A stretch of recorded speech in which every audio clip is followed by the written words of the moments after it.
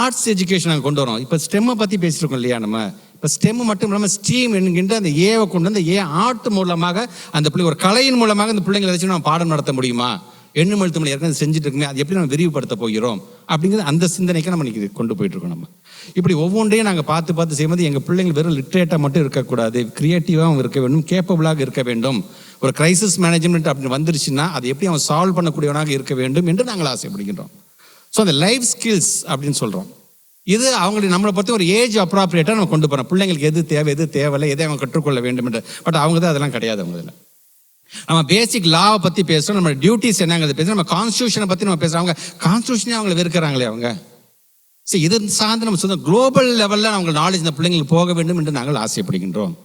ஹெல்த்னா என்ன, ஹைஜீன்னா என்ன, என்விரான்மெண்ட்னா என்ன, ஃபிசிக்கல் எஜுகேஷன்னா என்ன, லைப்ரரியோட பயன்பாடு என்ன, லைப்ரரி எவ்வளோ முக்கியம் அப்படிங்கிறத நாம் எடுத்து சொல்கிறோம். அவங்க எதுவுமே அவங்க சொல்கிறது கிடையாது. ஸோ இப்படி ஒவ்வொன்றையும் பார்த்து நம்முடைய பிள்ளைங்களை ஒரு வடிவமைச்சு ஒட்டுமொத்த உலகத்துக்கும் அர்ப்பணிக்கின்ற பணியை செய்வதுதான் நம்முடைய SCP வேலை.